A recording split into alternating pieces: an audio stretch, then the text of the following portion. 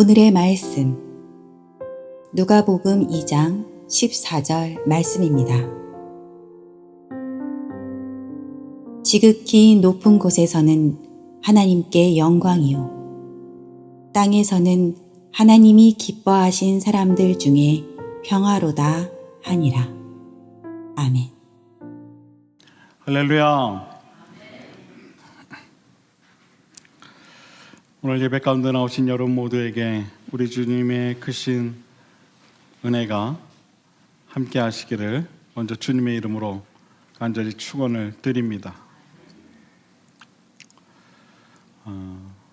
지금 우리의 시대를 대표하는 단어 세 가지를 말하라면 슬픔, 분노, 분열일 것입니다.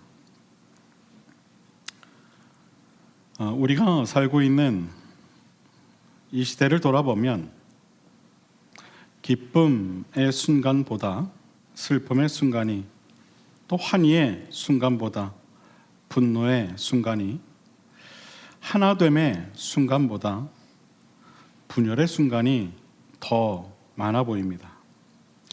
삶의 크고 작은 슬픈 일들과 주어진 현실에서의 상황과 환경에 의한 크고 작은 분노들, 그로 인한 분열된 모습까지, 이것이 우리가 살아가고 있는 오늘날 우리들의 초상입니다. 오늘은 그래서 슬픔과 분노 그리고 분열에 관한 이야기를 통해 평화의 주님이라는 주제로 말씀을 함께 나누려고 합니다. 오늘날 우리들의 초상 첫 번째는 바로 슬픔입니다.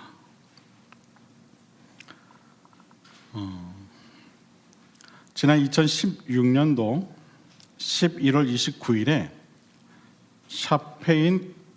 샤페코엔시라는 브라질에 있는 한 축구 클럽 선수들을 태운 비행기가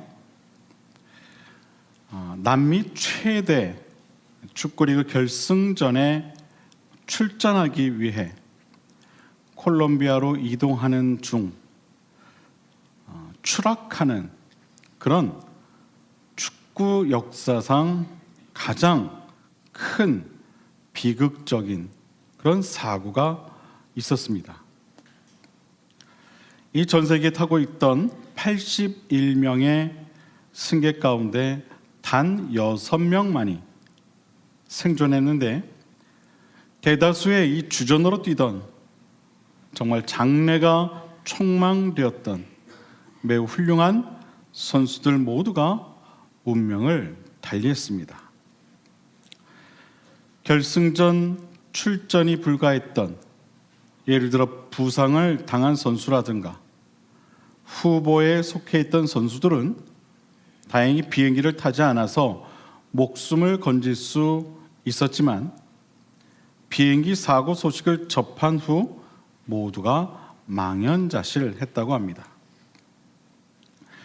이 사고로 대부분의 주전 선수를 모두 잃은 샤페코엔시라는 이 축구팀은 브라질 남부의 아주 작은 도시인 이 샤페코라고 하는 그 도시를 연고로 한 축구 클럽으로 1931년도에 창단이 되어 사고 나기 전 이 2년 전에, 즉 2014년에서야 일부 리그로 승격한 그런 아주 작은 팀이었다고 합니다. 창단 이후 4부 리그에서 오랫동안 머물러 있던 그 팀이 불과 2년 전 2014년 1부 리그까지, 그리고 2년이 지난 후에 남미 최대 축구리그 결승전까지 정말 많은 노력을 통해 성장한 축구팀이었는데, 그만 불의의 사고로 그 중심에 있던 모든 선수들이 예상치 못한 사고를 당하고 만 것입니다. 여러분, 이 선수들이 남미 최대 축구리그 결승전에 앞서 비행기를 타면서 무슨 생각으로 비행기를 탔을 거라 생각하십니까? 아마도 그 선수들 가운데 어느 누구도 자신들이 불의의 사고를 겪게 되리란 그런 생각을 한 사람은 단 한 사람도 없었을 겁니다. 모두가 결승 경기에서 반드시 승리하리란 어떤 그런 부푼 꿈을 꾸며 주변의 가족들과 또 팬들의 커다란 응원을 받으며 비행기에 탑승했을 겁니다. 그러나 결과는 큰 슬픔과 또 끔찍한 사고로 이어지고 말았습니다. 인생의 슬픈 일들은 이처럼 예기치 못하게 우리를 찾아옵니다. 아마도 그렇기 때문에 슬픔은 우리의 이 마음을 더 괴롭게 하는지도 모릅니다. 누군가의 죽음이나 특별한 인연과의 이별 등은 우리의 마음을 더욱 아프게 합니다. 슬픔이라는 것은 사람이 서럽거나 불쌍하여 마음이 괴롭고 아픈 상태를 뜻합니다. 그것이 슬픔입니다. 마음이 아픈 상태. 어떤 상황이나 환경에 의해 내 마음이 아픈 것, 괴로운 것, 그것이 곧 슬픔입니다. 인생에는 이처럼 우리의 마음을 아프게 하는 일들이 크거나 작거나 참 많이 또 예측할 수 없는 순간에 일어나는 것을 보게 됩니다. 예수님께서도 십자가에 달려 돌아가시기 전 십자가를 지시고 가던 예수님의 모습을 지켜보며 슬피 울던 여인들을 향해 이런 말씀을 하신 적이 있습니다. 예루살렘의 딸들아, 나를 위해 울지 말고 너희와 너희 자녀를 위해 울라. 십자가를 지고 가신 예수님을 바라보며 가슴을 치고 슬피 우는 여인들을 향해 주님께서 하신 말씀입니다. 아마도 이 여인들 마음에는 이제 곧 십자가에서 달려 돌아가실 예수님과의 그 이별에 대한 괴로움, 이별에 대한 슬픔으로 가득했던 것 같습니다. 그러나 주님은 그러한 일로 너희가 슬퍼할 것이 아니라 너희와 너희 자녀들을 위해 슬퍼해야 한다라고 말씀하십니다. 성경을 보면 예수님께서도 크게 슬퍼하신 적이 있으십니다. 겟세마네에 오르셔서 기도하실 때 주님도 무척 슬퍼하셨습니다. 먼저 마태복음 26장 37절을 보면 이런 말씀이 기록되어 있습니다. 베드로와 세베대의 두 아들을 데리고 가실새 고민하고 슬퍼하셨다. 여기서 슬퍼하다라는 단어의 원어를 보면 매우 비통한, 비탄에 잠긴 그런 의미가 있습니다. 이것은 예수님께서도 직면하신 십자가의 그 죽음의 관문을 얼마나 힘들어 하셨는가 알 수 있는 대목이죠. 많은 성서학자들은 예수님의 이러한 이 슬픔에 대해 당신의 이 죽음으로 인해 남겨질 사랑하는 제자들과 무리들에 대한 연민 때문이라고 이야기합니다. 남겨진 이들을 위한 연민. 그래서 슬퍼하셨다는 것이죠. 아마도 인생에서 가장 큰 슬픔을 말하려면 모든 사람들이 이구동성으로 사랑하는 이들과의 이별을 말할 것입니다. 이별의 종류가 어떠하든 상관없이 사랑하는 사람을 더 이상 볼 수 없게 될 때 찾아오는 그 슬픔은 이루 말할 수 없습니다. 아마도 여기 많은 분들이 그런 경험을 경험하셨을 거예요. 우리 주변에는 이러한 이 슬픔으로 인해 괴로워하는 이들이 참 많이 있습니다. 이별에 대한 슬픔, 아픔에 대한 슬픔, 현실에 대한 슬픔, 상실감에 의한 슬픔, 고독과 외로움에 의한 슬픔, 온갖 슬픈 일들로 인해 마음 아파하고 괴로워하는 이들이 참 많이 있습니다. 그렇다면 과연 이들의 그 슬픔은 무엇으로 치유될 수 있을까요? 두 번째, 오늘날 우리들의 초상은 바로 분노입니다. 분노. 화가 많으신 분들 계시죠? 평소에는 점잖으셨다가 무슨 일만 조금 있으면은 화가 많으신 분들이 계시더라고요. 분노. 요즘 여러분이 다 알다시피 정치권을 향한 국민들의 분노가 참 큽니다. 대다수의 국민들이 지금의 혼란한 상황에 대해 안타까움을 넘어 분노하고 있는 것이 사실입니다. 한쪽에서는 탄핵봉을 들고 분노하고, 한쪽에서는 태극기를 들고 분노합니다. 사람들은 저마다 광장에서 나라와 민족을 위해 서로 다른 분노의 소리를 외칩니다. 제가 어느 편을 드는 게 아닙니다. 그런 분노가 있다라는 것을 이야기하는 겁니다.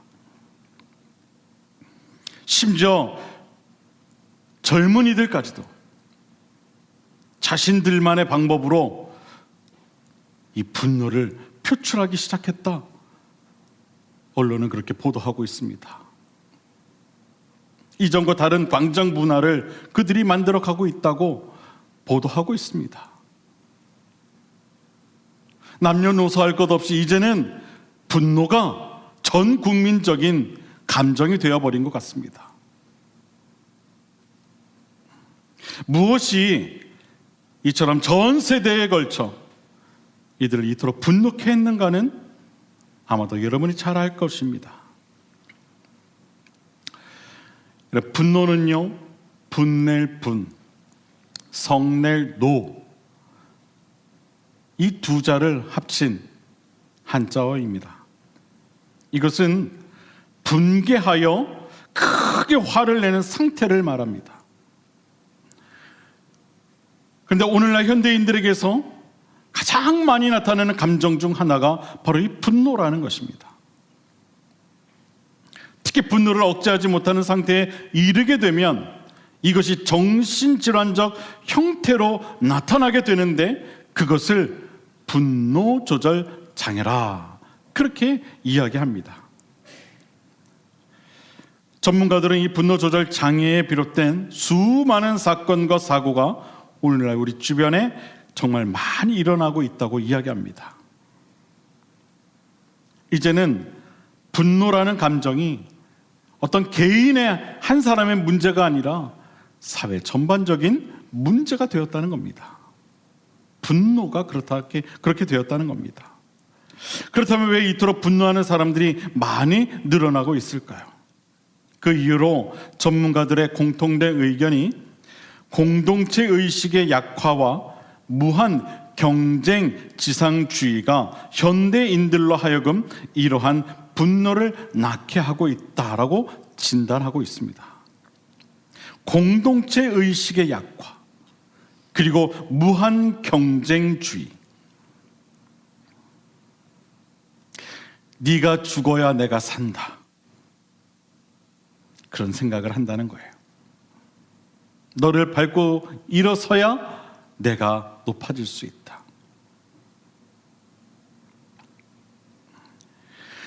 사는 것이 즐겁고 행복해야 하는데 그렇지 못한 거예요. 그러한 전반적인 사회 형태로 인해 그렇지 못하다는 겁니다. 분노에 관한 이야기가 성경에도 나옵니다. 창세기 4장을 보면 가인과 아벨의 제사에 관한 이야기가 나오죠. 그 이야기를 보면 하나님께서 아벨의 제사는 받으시고 가인의 제사는 받지 않으십니다. 그때 가인이 몹시 분개하여 안색이 변하는 장면이 성경에 기록되어 있죠. 결국 가인은 자신의 분노를 참지 못하고 동생을 죽이고 맙니다. 분노의 결과죠. 이것이 성경에 기록된 첫 번째 분노의 결과입니다. 사람이 분노했을 때 어떤 행동을 하게 되는가? 분노는 자신의 감정과 이성적 판단을 흐리게 만듭니다. 그 결과 결코 좋지 않은 행동으로 연결되고 맙니다. 예수님의 12 제자들 중 야고보와 요한이 하루는 예수님께 주의 영광 중에서 우리를 하나는 주의 우편에 하나는 주의 좌편에 앉게 해 주옵소서 그렇게 요청을 합니다. 그때 나머지 10 제자가 이 두 사람을 향해 분노한 장면이 성경에 또한 기록되어 있는 것을 보게 됩니다.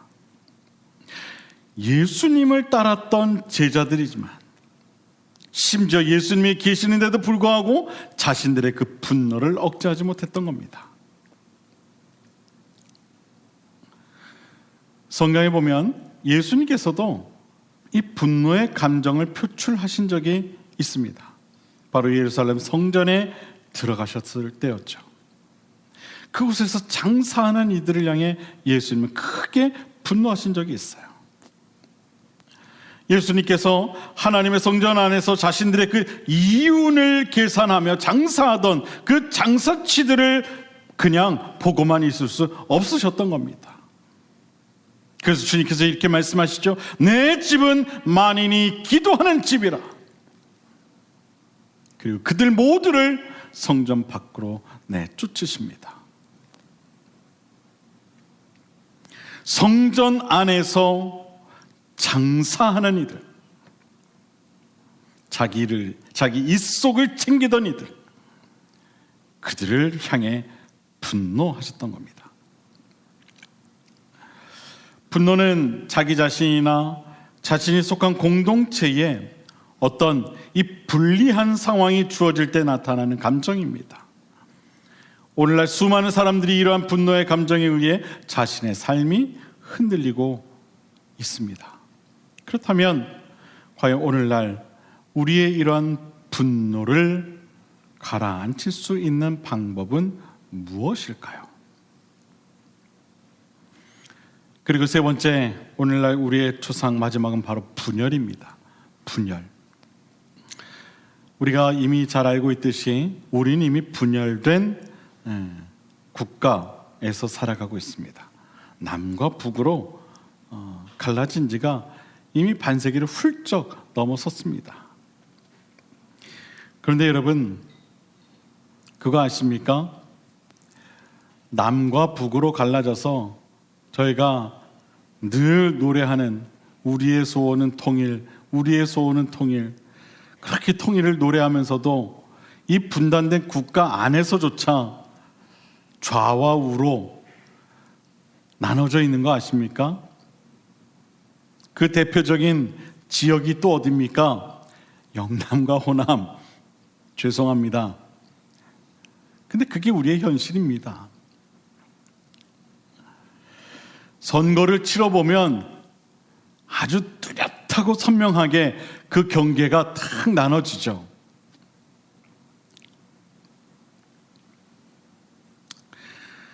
남과 북으로 갈라진 것도 모자라 좌와 우로 갈라져 있는, 물론 우리 교회에는 그런 분들이 없어서 참 다행이라고 생각합니다. 근데 여러분 그것도 아십니까? 북한에도요 이런 지역 감정이 있다고 하더라고요. 바로 함경도와 평안도가 그렇대요. 이 함경도 사람들하고 평안도 사람들하고는요 영남 호남 저리 가라 할 정도로 아주 그냥 등을 쥐고 산다 그래요. 평안도네, 함경도네 하면서 더 심하게 그런 지역 감정을 가지고 있다고 합니다. 분열이란 이 말은요, 하나였던 것이 갈라지는 것을 말합니다. 그게 분열입니다. 오늘날 이런 분열 현상은 공동체의 가장 기초가 되는 가정에까지 고스란히 그 영향을 미치고 있습니다. 전 세계에서 이혼율이 가장 높은 나라 중 하나가 바로 우리나라라고 하죠.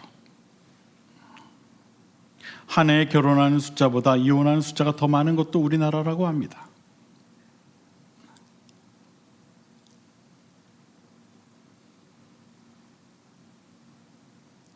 지역 이기주의와 더불어 개인 이기주의에 이르기까지 우리 사회는 어느새 건강한 이 공동체성을 잃어버린 지가 오래입니다. 그로 인해 개인과 가정과 사회가 이 분열로 무너지고 있는 것입니다. 그렇다면 과연 오늘날 우리 개인과 가정과 사회에서 일어나는 이 분열을 끝낼 수 있는 방법은 무엇일까요?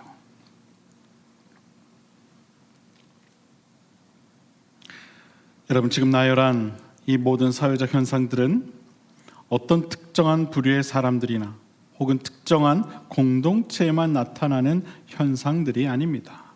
오늘의 현재를 살아가고 있는 모든 사람들, 모든 공동체에서 나타나고 있는 매우 안타까운 현상들입니다. 이것은 우리도 예외일 수 없습니다.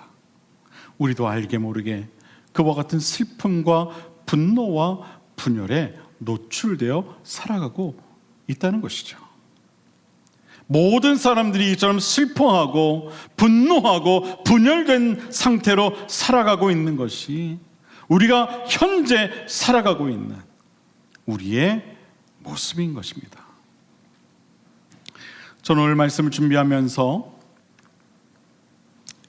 예배당에 켜진 이 성탄 조명을 바라보고 또 강단벽에 걸린 십자가를 바라보면서 주님께서는 과연 오늘날 이토록 이 슬픔과 분노와 분열로 가득한 우리에게 어떤 의미로 찾아오실 것인가, 그것을 묵상했습니다. 그러면서 들은 생각이 지금의 현실과 삶의 무게와 또 현실을 돌아보는 제 마음이 무거워지는 것을 느꼈습니다. 그리고 그런 마음 가운데 정말로 오직 주님만이 우리의 그러한 슬픔과 분노와 분열의 희망이시요 우리의 현 상태를 잠잠케 하실 참된 평화라는 생각을 하게 되었습니다. 오직 주님만이. 오늘 말씀처럼 주님께서는 스스로 우리의 평화가 되어주시기 위해 이 땅 가운데 오셨다는 사실을 다시 한번 묵상하게 되었어요. 우리의 슬픔과 분노와 분열을 잠잠케 하시기 위해 이 땅 가운데 평화의 왕으로 오신 예수 그리스도, 우리는 그 예수 그리스도 앞에 잠잠히 우리의 모든 것을 내려놓고 주님의 그 평화와 더불어 살아가야 하는 줄로 믿습니다. 잠잠히.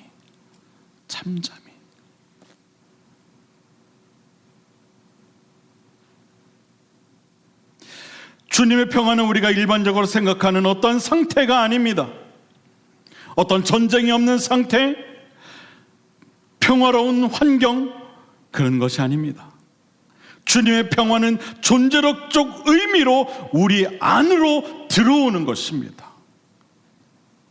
그래서 우리 안에 평화의 존재로 그렇게 있게 되는 것, 그것이 바로 주님의 평화입니다. 그래서 주님의 평화는 어떤 일시적인 감정의 상태나 그런 현상이 결코 아닙니다.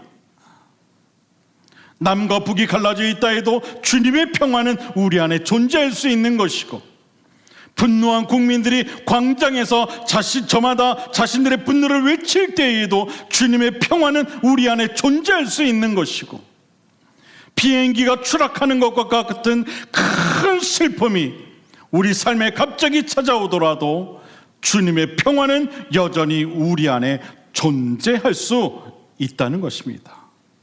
그것이 바로 주님의 평화인 것입니다.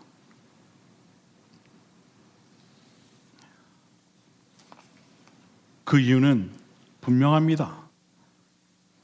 주님이 주시는 평화는 주님 그 자체이기 때문입니다.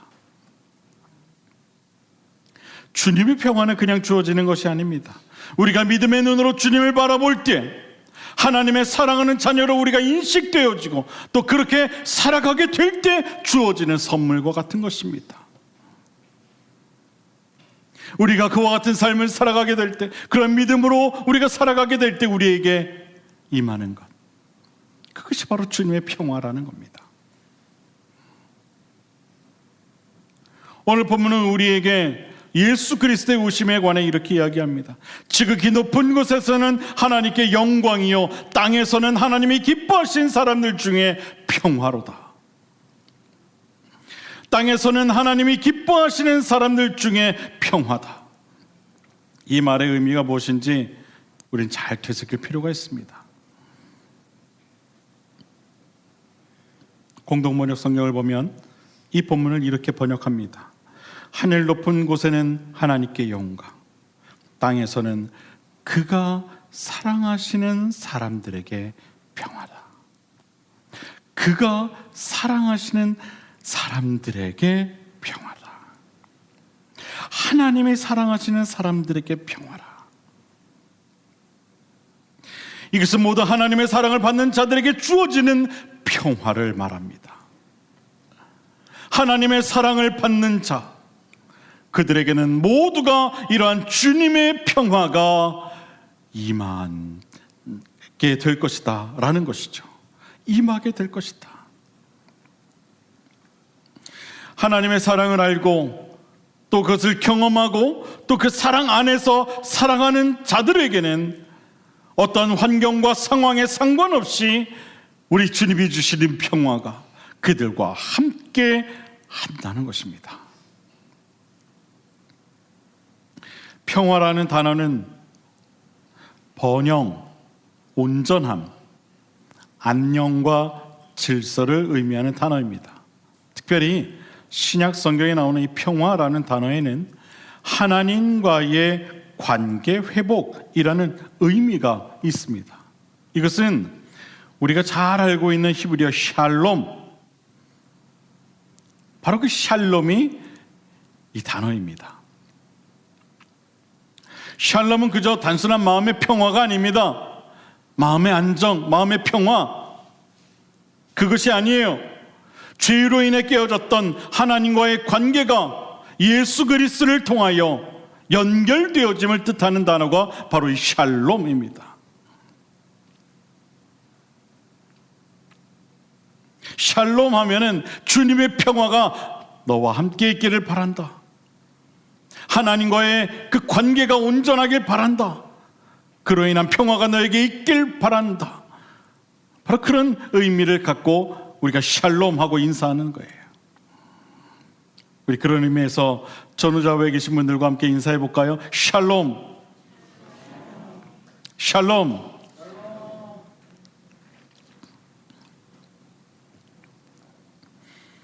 이런 모든 인간이 추구하는 참된 평화는 이처럼 하나님과의 관계가 회복되어질 때 그 마음 가운데 찾아오게 된다는 사실을 꼭 믿으시기를 바랍니다.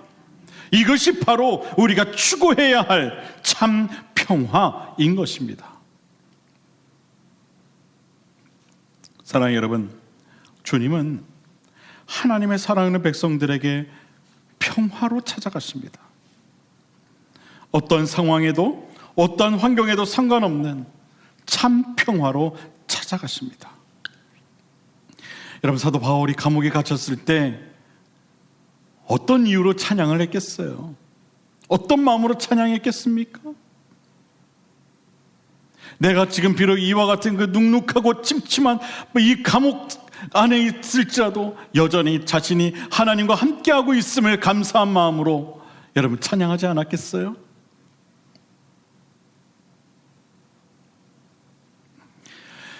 여전히 그는 감옥에 있었지만 그 마음만큼은 샬롬했던 거예요. 샬롬. 근데 우리는 어떻습니까? 조금만 환경이 나빠지고 어떤 상황이 어려워지면 샬롬 하지 못하죠.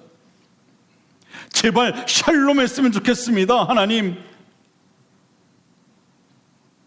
그렇게 기도만 하고 있죠. 여러분, 샬롬 하십시오. 샬롬 하십시오. 샬롬 하셔야 합니다. 아멘. 우리는 그래서 늘 우리 스스로에게 물어야 합니다. 내 안에는 참된 평화가 있는가? 아니면 여전히 주변 환경과 상황으로 인해 슬픔과 분노와 분열로 가득 차 있는가? 여러분, 오늘 이 예배 자리를 찾으실 때 어떤 마음으로 찾으셨습니까? 분열과 분노와 슬픔의 마음으로 찾으셨습니까? 아니면 참된 평화의 마음으로 이 성전을 찾으셨습니까? 바라기는 비록 여러분의 삶의 상황이나 환경이 여러분을 슬프게 하고 힘들게 할지라도 우리 주님 주시는 참된 평화만은 꼭 누리며 살아가실 수 있게 되기를 바랍니다. 주님의 그 평화를 힘입어 힘든 순간에도 넘어지지 않고 승리할 수 있는 그런 여러분 모두가 되실 수 있게 되기를 주님의 이름으로 간절히 축원을 드립니다. 주님은 우리의 인생이 슬픔과 분노와 분열로 가득한 인생이 되기를 원하지 않으십니다. 주님 안에서 주시는 참된 평화와 기쁨과 감사와 사랑으로 충만한 삶이 되길 원하시죠. 그러한 삶을 살아가라고 주님께서 이 땅 가운데 평화의 주로 우리를 찾아오신 것입니다.